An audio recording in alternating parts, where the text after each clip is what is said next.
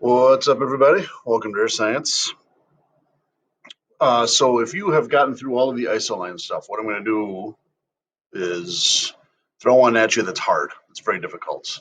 Um, these maps, boy, I got these when I student taught. The woman I student taught made these off of real weather data. So she opened up a real map, all the numbers in, and we're going to draw isolines for it.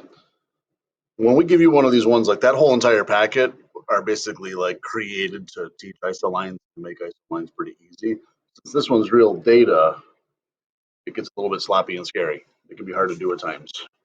Like for example, look at how crazy it is right down there. Okay.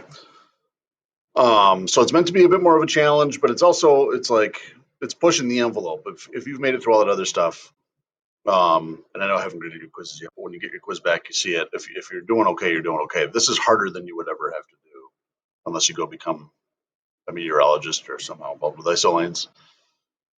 So for part of that challenge, what we usually do is this coloring thing that makes it a little bit easier because what we'll do is say, okay, maybe we'll make this pen a little thicker here. I'm going to make all the numbers from 0 to 9 blue.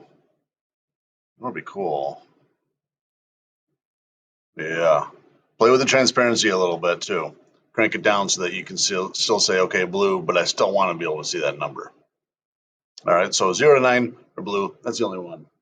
And then red. And again, looks like the transparency stays cranked down. So from 10 to 19, all the numbers basically teens, right? These are like single digits, teens, 20s, 30s, and so on.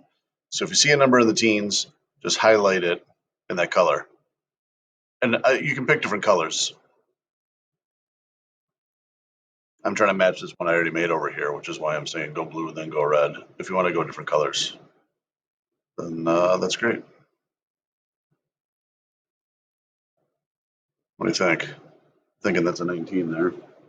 Yeah.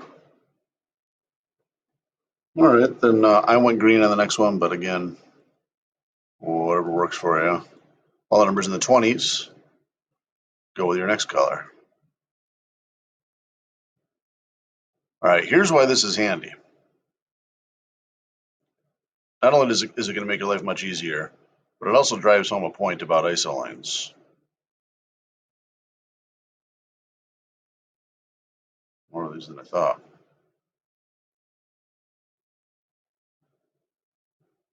All right, let's think about what an isoline really is. When it's time to draw them, I suggest we go back to black, which I probably have on here, and we go back to a pretty thin pen, and we make the transparency totally dark. Yep, that looks good. Think about what an isoline is. If the value 10 would be an isoline that separates out everything from the single digits from the teens. Like this line, you don't have to draw this here, but I'm saying the isoline that is 10 would separate those out. So basically everything between the blue and the red would be where an isoline should be. Now, if you're really nailing this, yes, you should go through that 10 right there. So this one would be like through the 10 and back up. Now, if you just go between the blue and the red, again, since this is a harder map, I'm going to say that's cool. That's fine. I'm good with it. The isoline that's value 20 should basically then be in between everything that's red and everything that's green, or whatever colors you chose. And this way you can kind of zoom out. I know there's some 20s on there. Let's just ignore them though. So if you just take your line and go in between everything that's green and everything that's red,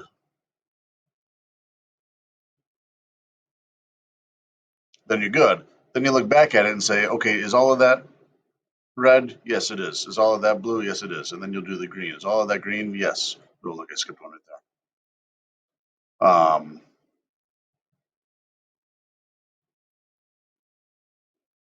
Do a different color for your 30s, for your 40s, for your 50s, for your 60s, for your 70s, and so on. Go ahead and draw all those lines in, and then we're going to color in between so that it looks nice and pretty like that. There's a preview. Okay. Then you're going to do it again. Now, I got two of these. We'll see how it goes time-wise. This is not like critical to your success here in your science, but I think it's good since you were the folks that really nailed this. Let's like up our challenge a little bit before we call it official. So what I'm going to do also though is I'm going to come up with a way for you guys all to work on one together, which maybe maybe it'll create some arguments, maybe it'll get frustrating, but like you can say, okay, I'm taking the reds. I'll take 40s and I'll do those in orange, whatever. And then somebody else will say, okay, I'll take this. You got to teamwork it up, communicate, which is something we're unfortunately not doing very much of here in this COVID year in our science. Um, Fight it out and see how it goes. If it turns out being a disaster, then we'll just say, well, that was fun, but it's gone now. Here's the second one. Second one's going to get harder because what happened is that there's so when you do the second one, if you're like, man, I'm stumped, come back and look at this video.